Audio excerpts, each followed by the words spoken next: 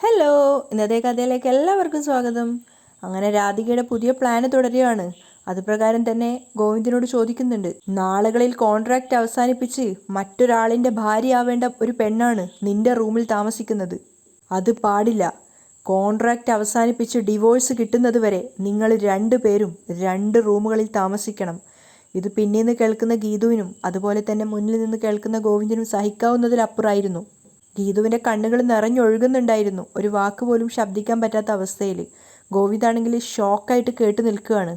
ബാക്കിയുള്ളവരും അതുപോലെ തന്നെ ആകെ കൂടെ ഷോക്കായിട്ട് നിൽക്കുകയാണ്, വരുണും രാധികയും ഒഴികെ.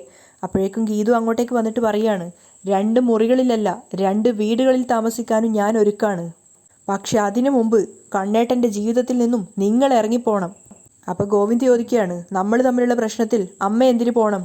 അതിന് ഗീതു മറുപടി പറയുന്നുണ്ട്, രാധിക അമ്മയ്ക്ക് കണ്ണേട്ടനോടുള്ളതിനേക്കാളും വലിയ ബന്ധം നമ്മൾ തമ്മിലുണ്ട്. എന്നിട്ട് കഴുത്തിൽ കിടക്കുന്ന താലി എടുത്തവൾ കാണിക്കുകയാണ്. താലിയുടെ ബന്ധം. ഗീതുവിൻ്റെ കണ്ണുകൾ നിറഞ്ഞൊഴുകുന്നുണ്ടായിരുന്നു. തിരിച്ചൊന്നും പറയാൻ പറ്റാത്തൊരവസ്ഥയിൽ ഗോവിന്ദ് നിൽക്കുകയാണ്. ഈ ബന്ധാണോ വളർത്തമ്മയുടെ ബന്ധാണോ വലുത്? ഗീതുവിൻ്റെ ചോദ്യത്തിന് മുന്നിൽ ഗോവിന്ദിന് ഉത്തരം പറയാനുണ്ടായിരുന്നില്ല. പക്ഷെ ആ ചോദ്യം കേട്ടൊന്ന് രാധികയ്ക്ക് ദേഷ്യം വരുന്നുണ്ടായിരുന്നു. ഗീതു ചോദിക്കുകയാണ്, ഈ വീട്ടിൽ നിന്നും പോവേണ്ടത് ഇവരാണോ ഞാനാണോ? ന്യായമായൊരു ചോദ്യമാണ് ഗീതു ചോദിച്ചിട്ടുണ്ടായിരുന്നത്. അത് കേട്ടതുകൊണ്ട് തന്നെ പ്രിയ ചോദിക്കുന്നുണ്ട്, പറഞ്ഞതൊക്കെ സത്യമാണെങ്കിൽ ഗീതു ചേച്ചി ഇനി എന്തിനാ ഇവിടെ നിൽക്കുന്നത്? ആ ചോദ്യം ഗീതുവിൻ്റെയും ഗോവിന്ദിൻ്റെയും ഹൃദയം മുറിക്കുന്നതായിരുന്നു. അപ്പം പ്രിയ ചോദിക്കുന്നുണ്ട്, ഗോവിന്ദേട്ടനോട് ഉള്ളിൽ തട്ടിയ സ്നേഹമില്ലെങ്കിൽ അമ്മയോടുള്ള വെറുപ്പും വെച്ചുകൊണ്ട് പിന്നെ എന്തിനാ ചേച്ചി ഇവിടെ ജീവിക്കുന്നേ? രണ്ടുപേരും ഉത്തരമില്ലാതെ നിൽക്കുകയാണ്. കരഞ്ഞുകൊണ്ട് പ്രിയ ചോദിക്കുന്നുണ്ട്, എനിക്ക് വേണ്ടിയാണോ ഗോവിന്ദേട്ടൻ ചേച്ചി ഇവിടെ താമസിപ്പിച്ചത്? അവളോട് ഉത്തരം പറയാനാവാതെ പതറി നിൽക്കുകയാണ് ഗോവിന്ദ്. അപ്പം കരഞ്ഞുകൊണ്ട് പ്രിയ പറയാണ്, ഏട്ടനൊരു ജീവിതം ഉണ്ടാവണമെന്ന് ആഗ്രഹിച്ചത് കൊണ്ടാണ് ഈ കല്യാണത്തിന് ഞാൻ നിർബന്ധിച്ചത്. ഗീതു ചേച്ചി എനിക്ക് അത്രയ്ക്ക് ഇഷ്ടമായിരുന്നു, പക്ഷേ നിങ്ങൾ രണ്ടുപേരും എന്നെ പറ്റിക്കുകയായിരുന്നല്ലേ? ഗോവിന്ദും ഗീതും ശരിക്കും തകർന്നു പോയിട്ടുണ്ടായിരുന്നു. ആ അവസരമൊക്കെ രാധികയും വരുണും നന്നായിട്ട് ആഘോഷിക്കുകയാണ്. അത് കഴിഞ്ഞ് കരഞ്ഞുകൊണ്ട് പ്രിയ ചോദിക്കുകയാണ്, എന്തിനാ എനിക്ക് വേണ്ടി നിങ്ങൾ നിങ്ങളുടെ ജീവിതം ഇല്ലാതാക്കിയത്? ആ സമയത്ത് പ്രിയയെ ചേർത്ത് പിടിച്ചുകൊണ്ട് ഗോവിന്ദ് പറയാണ്, മോളെ, കുടുംബജീവിതം പോലും വേണ്ടെന്ന് വെച്ച എനിക്ക് ഇതൊരു നഷ്ടമല്ല. പക്ഷേ 6 മാസത്തെ കോൺട്രാക്റ്റിന് ജീവിതം നഷ്ടപ്പെടുത്തിയ ഗീതുവിന് ഇവൾ ആവശ്യപ്പെടുന്ന എന്തും കൊടുക്കാൻ ഞാൻ തയ്യാറാ. അത് കേട്ടതും ഗീതു ശരിക്കും തകർന്നുപോയി. കാരണം ഗോവിന്ദിൻ്റെ മനസ്സിൽ അങ്ങനെ ഒരു തീരുമാനമാണെന്ന് അവൾ അറിഞ്ഞിട്ടുണ്ടായിരുന്നില്ല. അപ്പം പ്രിയ ഗീതുവിനെ വലിച്ചുകൊണ്ട് ചോദിക്കുകയാണ്, നഷ്ടപ്പെട്ടു പോയ ഗീതു ചേച്ചിയുടെ ജീവിതത്തിന് പകരം എന്ത് കൊടുക്കാനാണ് ഏട്ടൻ ഉദ്ദേശിക്കുന്നേ? ഗോവിന്ദ് ഗീതുവിൻ്റെ നേരെ നോക്കി ഉത്തരമില്ലാതെ നിൽക്കുകയാണ്. പക്ഷെ ആ ഒരു അവസരമൊക്കെ ശരിക്കും രാധികയും വരുണും എൻജോയ് ചെയ്യുന്നുണ്ടായിരുന്നു. അപ്പോൾ കരഞ്ഞുകൊണ്ട് പ്രിയ പറഞ്ഞു കൊടുക്കുന്നുണ്ട്, ഗോവിന്ദ് മാധവിൻ്റെ ഭാര്യയെ രണ്ടാമതായിട്ട് ഇനിയൊരാൾ വിവാഹം കഴിക്കുകയാണെങ്കിൽ അത് ആ നഷ്ടപരിഹാര തുകയ്ക്ക് വേണ്ടി മാത്രമായിരിക്കും. കരഞ്ഞുകൊണ്ട് ഉത്തരമില്ലാതെ നിൽക്കുകയാണ് ഗീതു. കാരണം അവൾ ഒരിക്കലും പ്രതീക്ഷിക്കാത്ത വാക്കുകളാണ് ഗോവിന്ദിൻ്റെ നാവിൽ നിന്നും വന്നിട്ടുണ്ടായിരുന്നത്.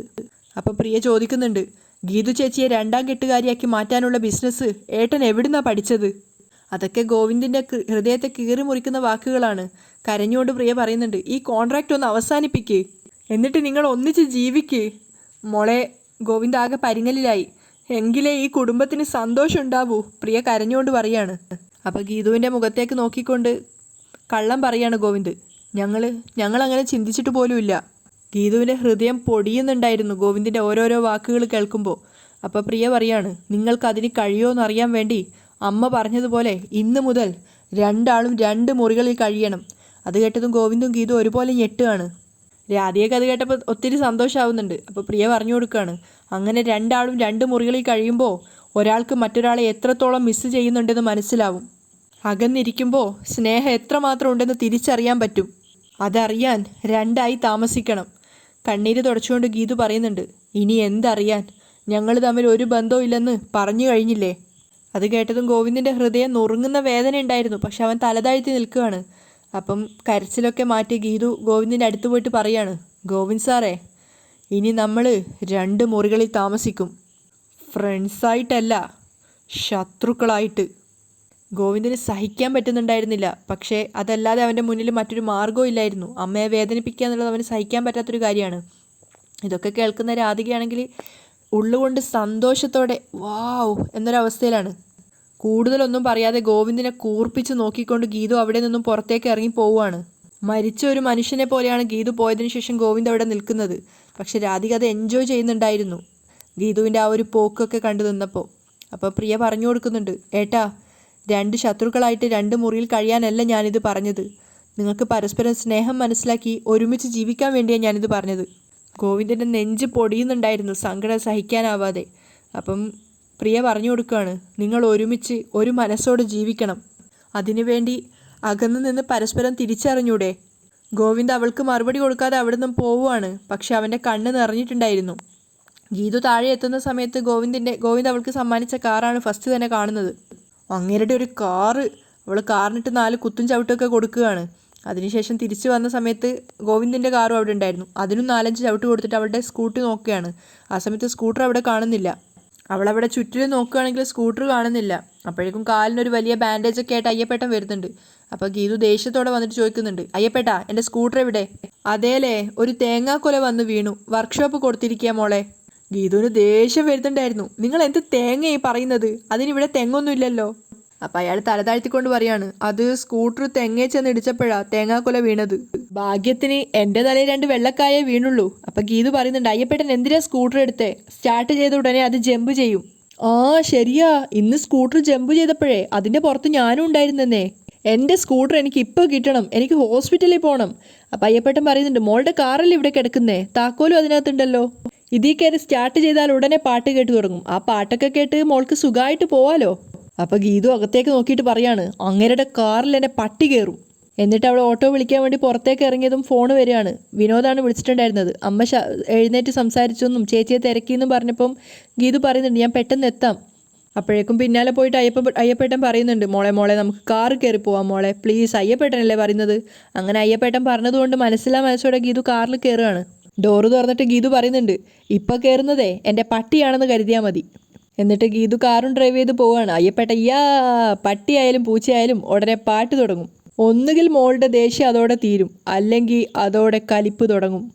ആ സമയത്ത് ഗോവിന്ദനും ഗീതുവിനും ഏറ്റവും ഫേവറേറ്റ് ആയ ആ പാട്ടാണ് പാടുന്നുണ്ടായിരുന്നത്. വെള്ളിച്ചില്ലും വിതരേ തുള്ളി തുള്ളി ഒഴുകും കോളി നീര ചിതറും കാട്ടരുവി പറയാമോ നീ എങ്ങാണു സംഗമം എങ്ങാണു സംഗമം. ആ പാട്ട് കേൾക്കുന്ന സമയത്ത് ഗീതുവിന് അന്നത്തെ ആ ഒരു ദിവസം തന്നെയാണ് ഓർമ്മ വരുന്നത്. അവർ രണ്ടുപേരും ഒന്നിച്ചുണ്ടായിരുന്ന ആ ഒരു ദിവസം. പക്ഷെ അത് കേട്ടതും ഗീതുവിന് ശരിക്കും കട്ട കലിപ്പും വരുന്നുണ്ടായിരുന്നു. അങ്ങേരുടെ ഒരു വെള്ളിച്ചില്ലും വിതറി. എന്നിട്ട് അവൾ പാട്ട് ഓഫ് ചെയ്യാണ്. പെട്ടെന്നാണ് അവൾക്ക് ആ കാര്യം ഓർമ്മ വന്നത്. കാരണം ഷോക്കേസിൽ വെച്ചിട്ടുണ്ടായിരുന്ന ആ ഒരു ടെഡി ബെയറിൻ്റെ കാര്യം. ആ സമയത്ത് അവൾ കാർ അവിടെ സൈഡ് ഒതുക്കുന്നുണ്ട്. അപ്പോൾ ഗോവിന്ദിൻ്റെ വാക്കുകളാണ് അവളുടെ മനസ്സിൽ വരുന്നത്. ഭാര്യയും ഭർത്താവുമായിട്ട് ഒരു മുറിയിൽ ഒന്നിച്ച് താമസിക്കുന്നു എന്നല്ലാതെ ഞാനും ഗീതുവും തമ്മിൽ ഒരു ബന്ധവും ഇല്ല. എന്നെ യാതൊരു താല്പര്യവും ഇല്ല എന്ന് പറഞ്ഞ ആൾ എൻ്റെ പ്രണയം അറിഞ്ഞ ആകെ നാണക്കേടാവുമല്ലോ. ഇനി എന്ത് ചെയ്യും? തിരിച്ചു പോയിട്ട് അതെല്ലാം എടുത്ത് മാറ്റിയാലോ? അവൾ ആകെ ടെൻഷനിലാവുകയാണ്. ഡോറ് തുറന്ന് പുറത്തേക്ക് ഇറങ്ങിയിട്ട് അവൾ ചിന്തിക്കുന്നുണ്ട്, ഒന്നും വേണ്ടായിരുന്നു. അർഹതയുള്ള പാത്രത്തിലെ വിളമ്പാവൂ, അത് ആഹാരമായാലും പ്രണയമായാലും. അവളുടെ കണ്ണ് നിറഞ്ഞൊഴുകുകയാണ്. അതേസമയം ബെഡ്റൂമിലെത്തിയ സമയത്ത് ഗോവിന്ദ് ചിന്തിക്കുന്നുണ്ട്, അവളുമായിട്ട് യാതൊരു ബന്ധവും ഇല്ലയെന്ന് പറയണ്ടായിരുന്നു. അവളിപ്പോൾ എന്നെക്കുറിച്ച് എന്തായിരിക്കും ചിന്തിക്കുന്നത്? ഗോവിന്ദ് ആകെ ടെൻഷനിലായി. അതിനുശേഷം മിററിന് മുന്നിൽ വന്നു നിന്ന സമയത്താണ് ഗോവിന്ദ് കാണുന്നത് വാഷ്റൂം എന്ന് എഴുതിയിട്ടുള്ള എറോ മാർക്ക്. അപ്പോൾ അവൻ ചിന്തിക്കുന്നുണ്ട്, വാഷ്റൂം അങ്ങോട്ട് പോകണമെന്നാണോ? ഇവളെന്താ ബെഡ്റൂമിൻ്റെ വാഷ്റൂം പബ്ലിക് ടോയ്ലറ്റ് ആക്കാനുള്ള പരിപാടിയാണോ? എന്നെ അപമാനിക്കാനുള്ള പരിപാടിയാണോ? അതോ ഇനി അവൾക്ക് അൾഷൈമേഴ്സിൻ്റെ വല്ല പ്രോബ്ലം ഉണ്ടോ? എന്തെങ്കിലും ആവട്ടെ. അവൻ പോയി ബെഡിലിരുന്നപ്പോഴേക്കും അയ്യപ്പേട്ടൻ്റെ കോള് വരികയാണ്. എന്താടോ?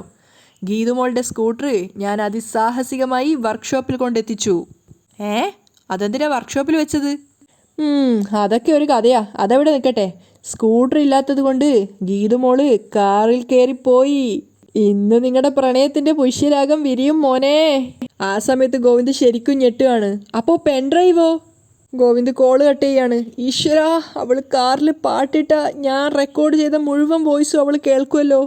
എന്നോടുള്ള കലിപ്പ് മൂത്തു നിൽക്കുന്ന സമയത്ത് അവളത് കേട്ടാൽ ഇന്ന് തന്നെ അവളെന്നെ ചീത്ത വിളിക്കും. ആകെ നാറിപ്പോവും. ഗോവിന്ദ് ആകെ കൂടെ പരിഭ്രാന്തനായി അങ്ങോട്ടും ഇങ്ങോട്ടും നടക്കുകയാണ്. എന്ത് ചെയ്യാൻ പറ്റും? അതിനുശേഷം ഫോൺ എടുത്തിട്ട് സ്വിച്ച് ഓഫ് ആക്കുകയാണ്. ഒരു വഴിയുമില്ലെന്ന് കണ്ടിട്ട് അവിടെ ബെഡിൽ മലർന്ന് വീഴുകയാണ്. അതേസമയം ഗീതു അവിടെ നിന്നും പോയിട്ടുണ്ടായിരുന്നില്ല. അവൾ ചിന്തിക്കുന്നുണ്ട്, ഇത്രയും സഹിച്ചില്ലേ, ഇനി ഈ മാനക്കേടും കൂടി സഹിക്കാം, അല്ലാതെ എന്ത് ചെയ്യാനാ? അവൾ കാറിൽ കയറി വീണ്ടും സ്റ്റാർട്ട് ചെയ്തതും പാട്ട് വീണ്ടും പ്ലേ ആവാൻ തുടങ്ങി. അത് കേട്ടതും ഗീതു കലിപ്പിലാവുകയാണ്. എന്നിട്ട് സ്വയം പറയുന്നുണ്ട്, ആ വെള്ളിച്ചെല്ലി കുത്തിക്കയറിയത് എൻ്റെ ഹൃദയത്തിലാ. എന്നിട്ട് അവൾ ദേഷ്യത്തോടെ അത് ഓഫ് ചെയ്യാൻ പോയത് അവൾ ചിന്തിക്കുന്നുണ്ട്. അങ്ങേരോടുള്ള ദേഷ്യം എന്തിനാ ഈ പാട്ടിനോട് തീർക്കുന്നേ? എൻ്റെ ഭർത്താവ് ശരിയല്ല, അതിനീ മനോഹരമായ പാട്ടെന്ത് പിഴച്ചു? എന്നിട്ട് അത് കേട്ടുകൊണ്ട് തന്നെ ഗീതു കാറ് വീണ്ടും സ്റ്റാർട്ട് ചെയ്ത് പോവുകയാണ്. അതേസമയം പ്രിയക്ക് ദേഷ്യം പിടിച്ചിട്ടുണ്ടായിരുന്നു. അവൾ റൂമൊക്കെ അലങ്കോലാക്കി വലിച്ചിട്ടുകൊണ്ടിരിക്കുകയാണ് കരഞ്ഞുകൊണ്ട്. അങ്ങോട്ടേക്ക് വന്നിട്ട് രാധിക ചോദിക്കുന്നുണ്ട്, പ്രിയേ മോളെ. അവളൊക്കെ വലിച്ചെറിയാണ്. അങ്ങോട്ടേക്ക് വന്നിട്ട് രാധിക സ്നേഹത്തോടെയും വാത്സല്യത്തോടെയും ചോദിക്കുന്നുണ്ട്, പ്രിയേ മോളെ എന്തൊക്കെയാ ഈ കാണിക്കുന്നത്? അപ്പോൾ അവൾ ദേഷ്യത്തോടെ പറയുന്നുണ്ട്, എല്ലാവരും ചേർന്നിട്ട് എന്നെ പറ്റിക്കുകയായിരുന്നല്ലേ. അത് കേട്ടുകൊണ്ടാണ് രഞ്ജുവും രേഖയും അങ്ങോട്ടേക്ക് വരുന്നത്. അപ്പോൾ പ്രിയ സങ്കടത്തോടെ പറയുന്നുണ്ട്, ഞാൻ കാരണമാണ് ഗീതു ചേച്ചിയുടെ ജീവിതം ഇങ്ങനെയായത്. ഗീതു ചേച്ചിയുടെ ജീവിതം നശിച്ചില്ലേ? അപ്പോൾ രാധിക സമാധാനിപ്പിക്കുന്നുണ്ട്, അതിൻ്റെ പേര് നീ ഇങ്ങനെ സങ്കടപ്പെടാതെ മോളെ, ഗീതുവിന് നല്ല ജീവിതം ലഭിക്കും.